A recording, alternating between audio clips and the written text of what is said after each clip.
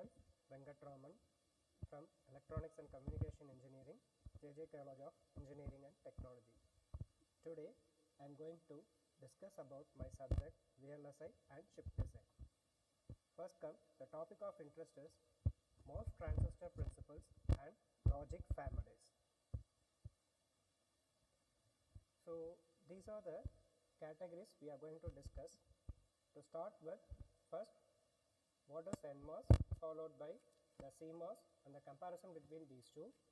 Second one, the current and voltage relationship, and finally to end with scaling and power consumption. First, let us introduce about what is MOSFET. So, MOSFET is the short for metal oxide semiconductor field effect transistor. It controls the current by using an electrical field. There are two types of MOSFETs available. One will be referred as NMOS and other one will be referred as PMOS. In the case of NMOS, the electrons will be the majority carriers, and in the case of PMOS, the holes are the majority carriers. So, likewise, the applications range from logical circuit, design of logical circuits, memory elements and amplifiers.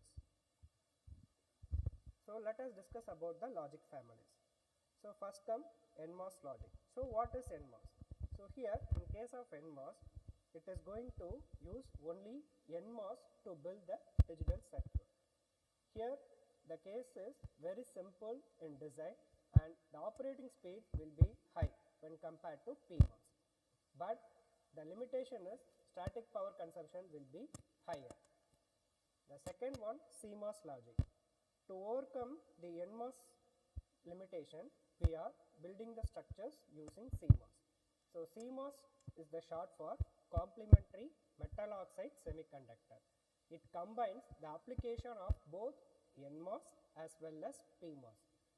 The advantage is that static power dissipation will be very low and it will be very high to noise immunity. The basic circuit to build by using CMOS is inverter.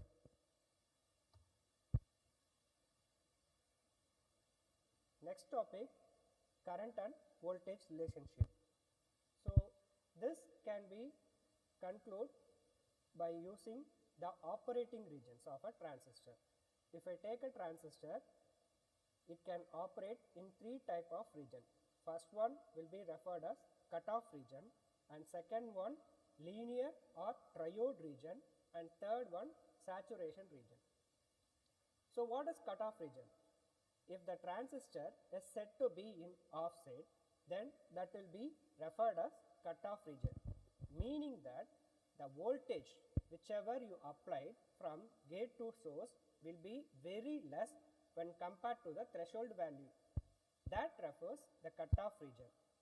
And second one, linear region, where the application of voltage drain to source is increased step by step, and it will be very less when compared to the applied voltage of gate to source. There it will be referred as linear region, and in that case the transistor will act as a resistor. The third region is saturation region, where the application of drain to source voltage will be very high when compared to the difference between the gate to source and threshold value.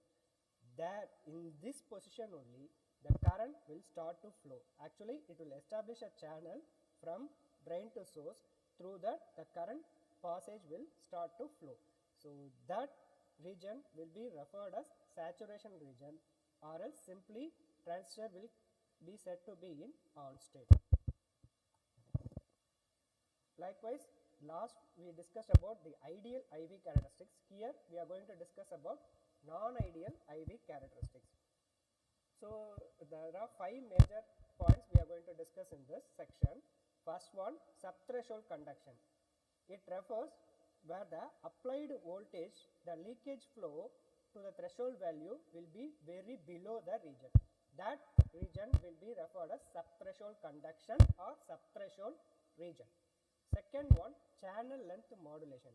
Once the applied voltage is going to increase in the drain to source, accordingly the current also increase with the application of voltage. So that will be the length. Likewise, due to that, the length of the channel will be extended. That will be referred as channel length modulation. And third one, mobility degradation, meaning that due to the application of voltage, the mobility of the carriers will be reduced. And fourth one, velocity saturation. Here, the carrier is going to saturate due to the application of high electric field. That will be referred as velocity saturation. Next one, CMOS device structure. So, as we explained earlier, one example of implementing the CMOS is inverter. So, how we are going to implement? So, here as we know in digital logic, inverter refers what? So, inverting, if whatever the input I applied, output will be what? Inverter. Suppose for example, if I apply 0 as input, 1 will be passed as the output. If I apply 1, output will be what? 0. So, here by using transistor, how we are going to design the structure? So, this structure is going to form by using one NMOS and one PMOS. So, if we are going to use both the logic.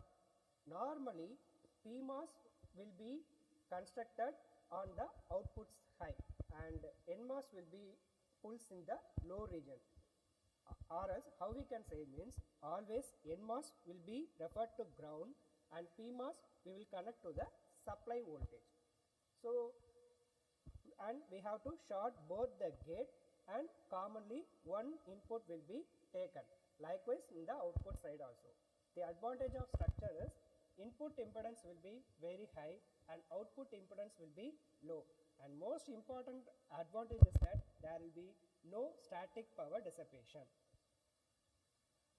So, next topic, technology scaling.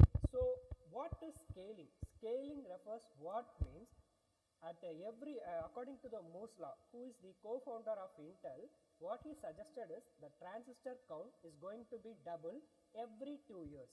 So, that is what the concept he suggested. As of right now, we are following the same logic only, like we are having laws, that is the Ohm's law, KVL, like we are following now. The same way we are following the Moore's law also.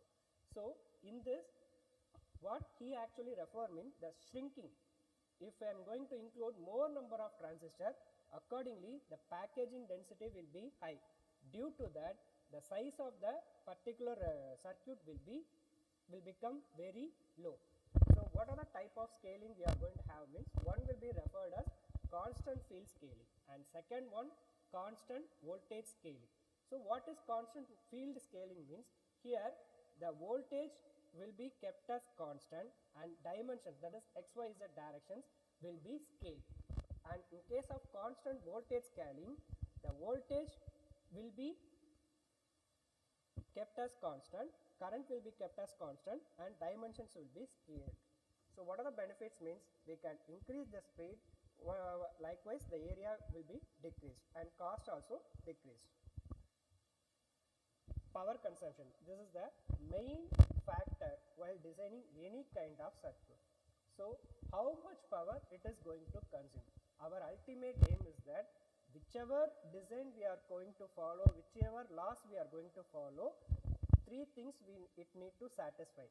Very first one, the design should be, complexity will be very less, meaning that it will be easy to understand, to design. At the same time, consumption of power should be less, area occupation should be less, but speed will be greater. So, these are the three factors we need to keep in your mind whatever we are going to discuss, whatever we are going to implement the logic sector. So, in case of VLSI, the power consumption will be categorized into three types. One will be referred as dynamic power and second will be referred as static power and third will be referred as short circuit power. First, dynamic power. So, how it is consumed means due to the switching activity, that is, suppose if we are going to apply input, for example take 0 as my input and after one cycle the input is going to change. So, in that small nanosecond difference, the current that is from the voltage value is going to swing from 1 to 0 or 0 to 1. That time a small leakage flow will be produced. So that will be referred as dynamic power. Static power, simply it is due to leakage of currents, and short circuit power means, so for one moment, that is a small moment, that is it may be a fraction of second or nanosecond, both transistor will be in on state. So that refers short circuit power. So these are the power types of power, that is dynamic power, static power and short circuit power. So how to reduce means, so these are the methods we are suggesting. One, voltage scaling. Second one, clock gating. Third, power gating. And fourth one, multi-voltage design. So whatever we discussed, it's time for conclusion. First, we come to know what is MOSFET and what are the types, and MOSFET are the main core in digital electronics. And second one, most important factor what we discussed means about CMOS structure. So due to its efficiency and performance, it is going to dominate. And third one, technology scaling. And finally, what is the enhancement in case of CMOS? That is, now currently research are going by using FinFETs, GAA FETs beyond CMOS devices. And these are the reference books I referred: Microelectronic Circuits by Sedra and Smith, Digital Integrated Circuits by John B. Raby, and some IEEE quality journals, and finally CMOS VLSI design by Neil H. Westray and Harris. Thank you.